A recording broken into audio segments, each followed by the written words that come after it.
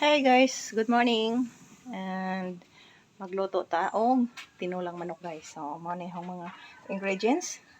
Dera guys, kaning sayote ug dahon sa sili. So, pick up laman ni diha sa likod bahay na ho guys. So, di ako'y 1/4 ka manok. Ayan, ang 1/4 na manok lang ang kuan og mga lamas niya. So, mo ni hong lutoon karon guys. So, naginit na ko diri og kuan. Mantika. So, magisa na ko guys sa akong mga lamas guys. So, nito, tuno lang manok na niya. So, ihurot na lang na ko ni ang tanang lamas na guys. Ayan. So, pagkahumalaan ng isa na ko ang atong manok. Ayan. So, na ko atong manok ali. Pag kuha na siya. Makukuha na siya.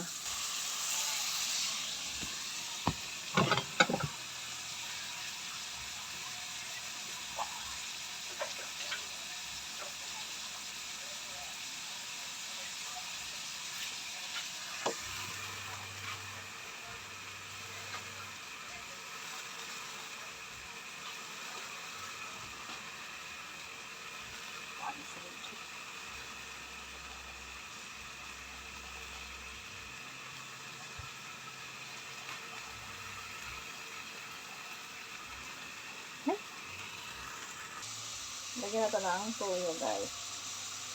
Konting toyo lang at saka yung paminta niya. So, isunod na to ang iyahang gulay na sayote guys para maluto siya. O masabay siya pag-isa na to dito sa itong manok. So, ayan. Pagkaod na to. Isa na to butangan og makakuha na siya. Takpan sa na to siya guys. Isa na to tubigan siya. So, diyan na guys. Himbukal na. Ako nang gitransfer diri sa kawali, sa kaning kasirola. Ako nang ilunod guys ang atong dahon sili. So, ayan. Ato na lang po siyang timplahan. Tamang-tama po sa atong lasa. So, ayan o. So, timplahan na lang na ko ni siya guys.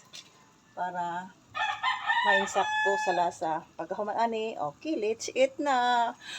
Okay, thank you for watching. Salamat guys.